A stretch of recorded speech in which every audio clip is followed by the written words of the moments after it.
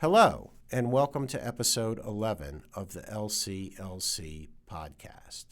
The first season of this podcast is devoted to compiling an oral history of the Louisville Conference on Literature and Culture, or the LCLC, a conference that began back in 1972 here at the University of Louisville and continued without interruption for 48 years until the cancellation of the 2021 conference due to the COVID pandemic.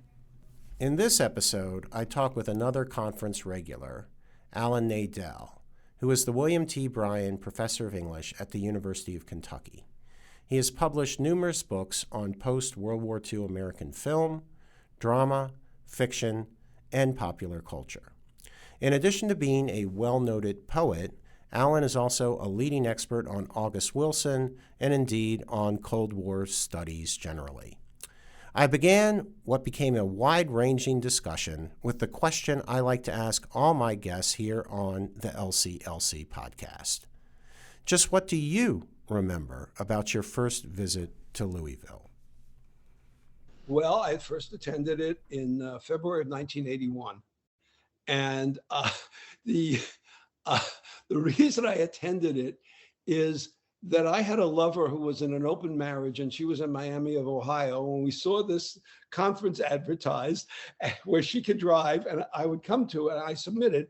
And I have a whole other life as a rather serious poet. I just won the Swanee Review Poetry Prize, and I published in Paris Review.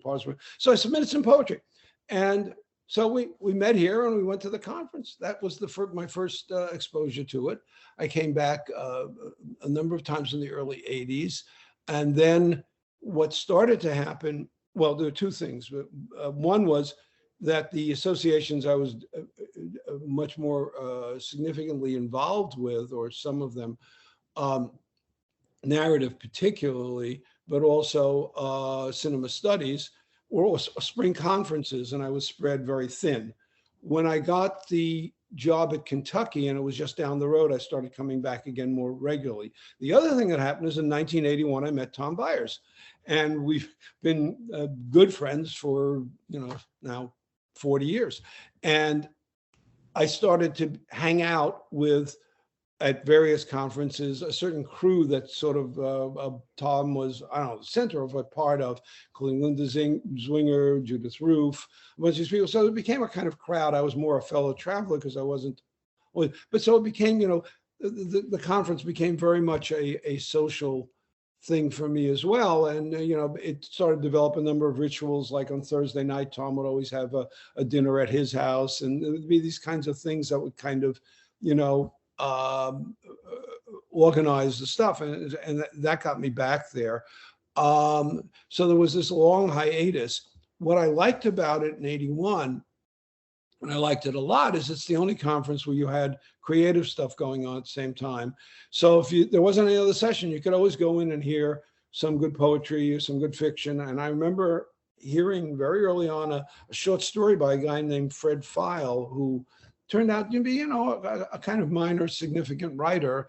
And I went up to him after and said, I loved it. And he just handed me a copy of the story. And I didn't stay really closely in touch with him, which I regret. But it was, a kind of nice thing that you could meet a bunch of writers. So I like that a lot. It just, if you're not a niche conference, the competition got harder and harder. And this is again, I don't know if you know, I have expertise in Cold War and in narrative. I also, for almost 20 years, was the conference liaison for the Narrative Society. And I worked with the people who did the narratives, the conferences every year, and also ran 3 of them over that period of time. And therefore did a lot of research year by year about exactly the questions you're asking and you're interested in. And one of the things that happened, I can actually give a kind of strange genealogy of this, is the total number of conferences tripled in about a 20-year period from roughly the late 70s to the 90s. They tripled. the whole thing of conferencing. And there are a lot of reasons for that, I think. But in the 70s, all you had to do, I think it went into the 80s, to get on the MLA program was to have 7 members sign a petition and you got a session. And all of a sudden, more and more people were going and more things were exploding. And there was a time when there was, up till about 72, there was a lot of hiring in 68, 69, and 70.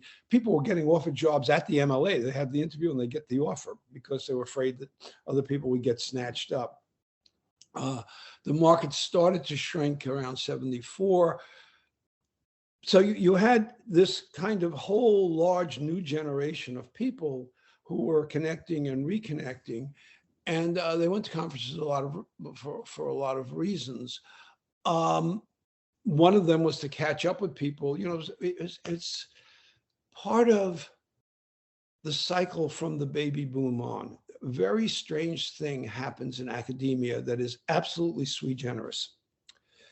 In most institutions, one generation of members, cohorts, comprises about 1/3 of the population. Okay, so but roughly there are at any given moment equal numbers of 3 generations of cohorts, roughly. So that creates a certain kind of institutional memory, institutional practice, which can be good and can be bad. Before I went back to graduate school, very early in my career, I started working in college administration in 1969, and I was a student activities director. I was director of student activities for Brooklyn College School of Humanities. So I worked with these things. There you had, very quick turnover with these student groups. Someone's there by their senior year, they're out. And the institutional memory is very short. So everyone would come in and say, what we did last year was what we always did, because very few people remembered 2 years back. And if anybody remembered 2 years back, they say, oh, that was the exception. So there are two things. Last year is what we always did. The year before was the exception. And you had this kind of institutional coherence.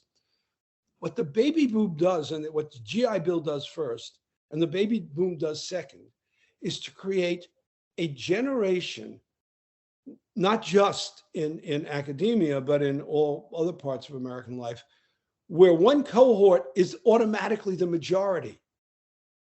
And that group starts to define everything. It's the case for things like medical care today. The problems of 60 and 70-year-olds are getting the most attention right now. They were 20 years ago. It was the problems of 40 years olds. They defined the bubble. And this happened absolutely in academia. So you had this whole bunch of cohorts coming in, and they started going to conferences. And they started doing these other things. The role of the conference changed for them as they became more senior. Initially, it was just to meet people and network and find friends, and certainly to do a lot of sexual contact. I was at one, I think it was MUMLA, MMLA, and they had a session near the end to talk about the shape of the conference and the format and whether they all agreed how. It's something like what we're talking about now, but it was a large group session. And one person said, well, I like to go to conferences and cruise and go to sessions and cruise and see what the new stuff is. And I said, as part of this group discussion, she was the first person I'd ever heard who referred to cruising at a conferences as going to the sessions.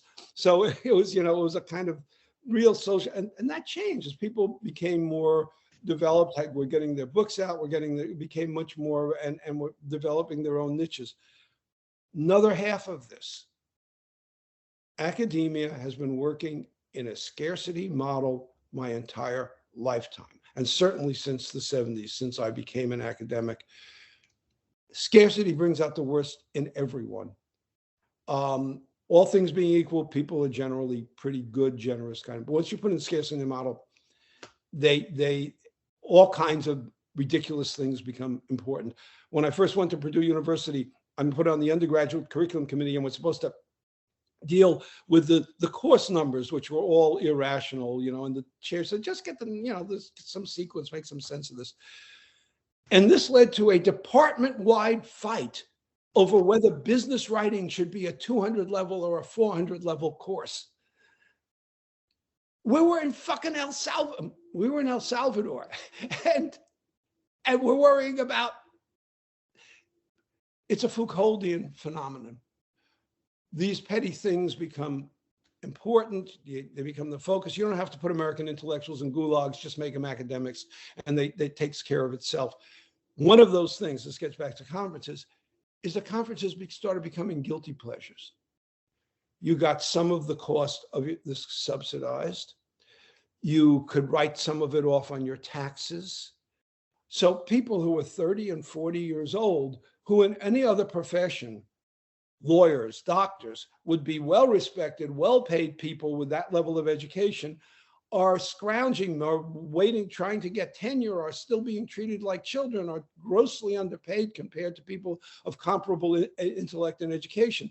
And then they get the guilty pleasure of going to the conference, and we get to go out drinking. Yeah, we hear papers. Yeah, we deliver papers. Yeah, there's lots of, but we get that thing, and we don't tell anybody that that's part of it. It's a kind of perk of the job. We get to cancel a couple of classes, and we internalize, as Foucault would say, internalize the mechanisms of surveillance. So that's been another part of it. It's become a kind of ritual of a perk of the profession. Whereas if we were paid as much as doctors or lawyers and had this kind of respect, we'd pay for our vacations ourselves, and we'd come out ahead. Do you feel that the kind of work, cultural narrative is what you called it? Yeah. Do you feel that the work of cultural narrative critics today is something that you see being pursued in sufficient numbers by scholars coming up younger than yourself, that this conversation will continue drawing participants of an intellectual caliber that will make for satisfying conference panels? I think it's not by that name. I have a vested interest in calling it cultural narrative, which I think is a legitimate term. It's not just a branding. But and I could do a whole another hour interview on the theoretical foundation of that. But putting that aside, I think a lot of the work being done is cultural. Some of it is some people will call themselves new historicists or historicists. I think some of them will just be putting things in cultural context. But I think a lot of work, when I contact my friends, what I've done at the Narrative Society over all the years is to put together 1, 2, or 3 panels. So 3, 6, or 9, or sometimes 8 in 2 panels. People doing, and I just say that the panel is organized not by a specific topic, but by an approach. And I invite people, they don't necessarily call themselves, say they're working in cultural narrative, but I know that that's the work they're doing. And I send them, the general thing. Yeah, I think anybody who's talking about literature and Black Lives Matter is doing cultural narrative. Anybody who's talking about QAnon is doing, because these things are lodged in cultural narrative. Now you could tweak. I'm hoping, and I can, works in progress and things I'm working on, and prefaces to each of my books. I'm continuing to promote a common language of cultural narrative as a shorthand, like any other theory. A theoretical term isn't learning the label; it's using it as a shorthand, so that you don't have to. Every time you say metaphor, you don't have to go back to Aristotle and explain what it is. We all know, or metonymy or any of these, So, I think as a label, how successful, I'm not alone in doing it, but how successful I'll be, I don't know. But it's the heart, the essential work of cultural narrative is Roland Barthes' mythologies. Absolutely every essay, exactly that. He's not using that word. He thinks he's a semiotician. I'm saying he's working in cultural narrative. I think the explanation at the end is less important than the actual work he does by pointing out how photographs and L work, what stories they are telling people about who they are and who they aren't. So it's been around. It's always been around there. Codifying the term, I don't know. The works, always been there, continues to be there. I'm obviously very promotive because I believe we have a political obligation, a social obligation, and simply pointing out metalepsis ahistorically is a respectable enterprise. But to what end is it being put? And I feel, and I respect people who do other things, I feel that I want people writing dissertations under me are doing that stuff, and they're publishing, So let me ask you a follow-up question that came to me as a reader of your book about flatlining in America and looking at films as a way to understand the zeitgeist of the Reagan era and what you call Reaganomics or Reagan ideology. And I wondered how you we're in the midst of this sort of Trumpian turn, but I wondered how you as a scholar are looking at the cultural landscape now and what films you would seize on if you chose to bookend that book with a book that produced a study of our culture today. Well, actually, the book is already bookended with Demographic Angst, the book I published 2 years ago, which is on films of the 50s and cultural narrative. But I am currently writing a book that is overdue, under contract, on 21st century American war films and how the genre is changed by the idea of having a war after the mission is accomplished, and the relationship of a mission to a war, where the term occupation stops being the last stage of returning to peace, which is considered normative, and instead becomes an ongoing job. So you look at something like Hurt Locker, and you could take the episodes and put them in any order because there's no mission. It's simply a job, and then it becomes an untenable job, and the only thing to do is get out. So that's what I'm working on now.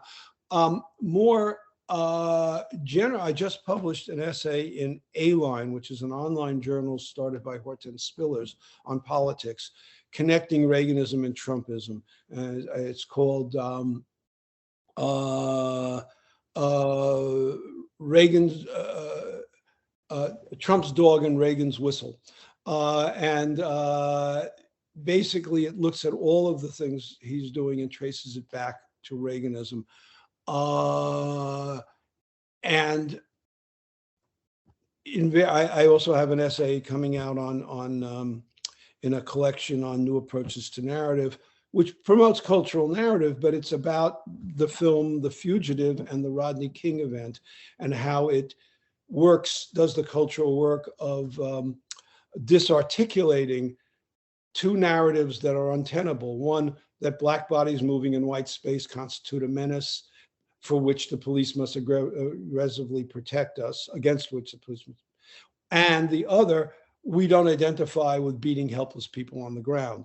So I talk about the way the film actually has two fugitives, and Tommy Lee Jones blows the head off of the black fugitive so he can save the white one. It's a much more sophisticated argument. I'm dumbing it down in this Cliff Notes version, but that's coming out also as an example of various cultural narratives that are reinstantiated by that. And the Trump, and so it's kind of a chronic work that is anything I start to work on, I'm working at through the lens of how it articulates the tacit assumptions that make it legible to an audience. I gave a paper at Louisville a few years ago on the film The Hangover, and the way it reflected the economic meltdown and the way it uses Vegas to separate itself from Orange County, which becomes the normative restoration of a fallacious set of relations where all of the economic loss is projected onto Vegas, which was the epicenter of the crisis, as was Orange County, the epicenter of the bad paper that created it. So, I'm dumbing this down. My question to you is, do you, at your age and where we are now in our culture, do you feel that there is a material effect that, if we called this an exercise of revealing truth to power, let's say, that there are effects that follow from the critical practice of cultural narrative and doing the work of lodging these critiques? Well, here's the answer I give always about any of the work we do, and I mean it's had a profound effect on my life. In the early 70s, or the 70s, Pete Seeger used to sail his yacht, Clearwater Revival, up and down the Hudson and do these concerts and to help clean up the Hudson River. And initiate, which was at that time an extremely polluted river. And it must have been a slow news day or something, a July 4th weekend. I was living in New York City watching local news, and somebody went up there, and there's this news person interviewing Seeger and saying something pretty much like what you're saying. Do you really think that you're going to do something by sailing your boat up and down the river? And he said, I don't know. All you can do is put your grain of sand on the right side of the scale.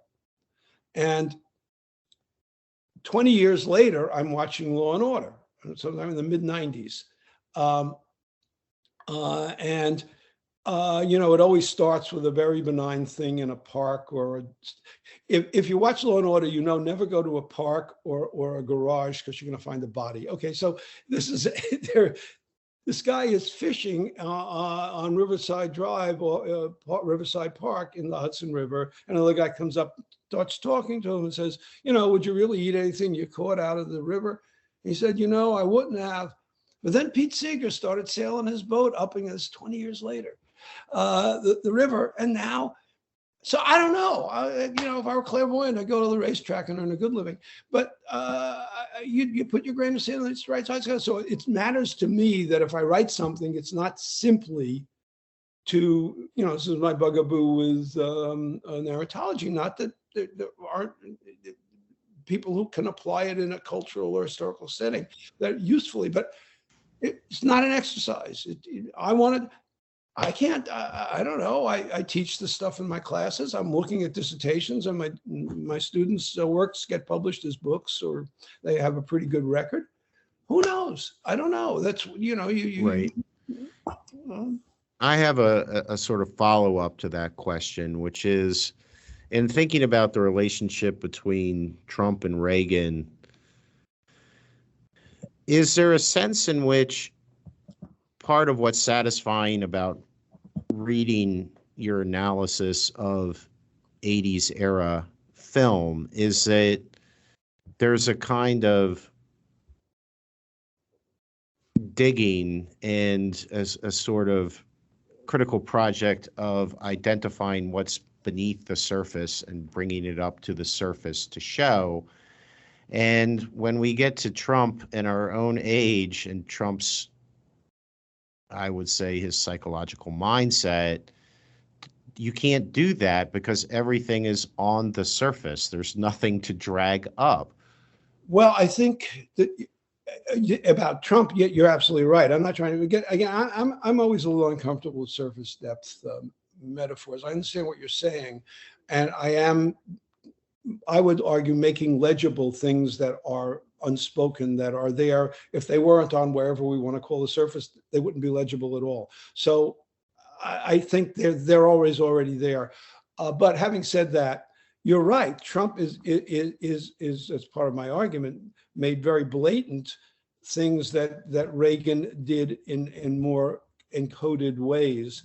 So am I right in divining from your comments that if we go back to our pre-podcast conversation about our connections as East Coast Jews and the at one time famous line that shut down McCarthy and his pursuit. Have you no shame? Yeah, no decency. Yeah. Yeah. Do you still think that works? No, I don't. The point is, and that's the biggest problem with Trump, is you can't embarrass him. You can't appeal to his decency because he's perfectly happy not to have decency. And a lot of people who have been straining over the last years when white middle class America, as they perceived it. And I have another book called Television in Black and White America, which looks at how 50s television, while the news was promoting the civil rights movement, the primetime programming in the 60s and early 70s, particularly Westerns and sitcoms, were reiterating the notion that America is a white place and that Black bodies are alien and dangerous. 25% of all real cowboys were Black. The real Wyatt Earp, which was the first adult Western, 1954, comes out, 1955, comes out right after Brown v. Board of Ed. That first adult Western series, and Gunsmoke, they come out the same year. That first series has Wyatt Earp in Wichita, and the real Wyatt Earp was hired. It was a totally integrated town. It was a cattle town, and more than 25% of the people were Black and Hispanic. And a Black man was shot, and they increased the number of marshals, and that's how the real Wyatt Earp was hired. So when you see this town now rewritten as white, and it's Kansas, it's right, so it says, okay, here's Topeka, which acknowledges there are Black people in Kansas, and here's the true West. And again, I've written many times about how in the 50s, the West simultaneously is America's history, its mythology, and its destiny, all wrapped into one. It's the Cold War West and the geographical West and the historical West and the mythological West. Now it's rewritten as a white space. So this process keeps happening. So these people who have grown up with all of this feel uncomfortable having to deal with an America that is not the one that had been iterated and reiterated in popular media and television. And Trump says, that's all right to be uncomfortable with them. I'm not comfortable with them either. So he's doing it very blatantly. So he can't be shamed. You can't shame Trump. You all you can do is point out to other people what they're what's effective. I don't know. God knows, I don't know what's effective. I know what you can do. And there's numerous ways in which this stuff is. Look at the storm on Capitol on January 6th. Almost everyone who stormed that Capitol through their entire adult life has heard the mantra over and over again, government is the problem. It's the Reagan mantra. It's repeated all the time. They grew up with that. So they, in their mind, didn't think they were attacking the government. They thought they were solving the problem. All Trump, so you can't shame him. That will never work. What you can do is attempt to make visible the problems. And the problem, to go back to another part of our discussion with liberals, is they are afraid to be as explicit about this stuff. They will not attack Reagan. They will not point out the genealogy. They will not point out what is so blatant and so clear because they don't want to alienate the potential Reagan voters who will never vote for them anyway. There's a same thing with McCarthyism. They didn't want to seem like they were too far left. As we are wrapping up our conversation, and I realize you said that if you were clairvoyant, you'd go to the track and make a good living. But the left and I guess the general sort of intellectual landscape has recognized and talks frequently about the success that the right has had in shaping the Supreme Court and the entire legal system. But really, from my point of view, that was half of a project, and the other part of the project was to attack and eliminate to some degree and certainly reshape our educational system in America. Yes. And that has gotten a lot less attention.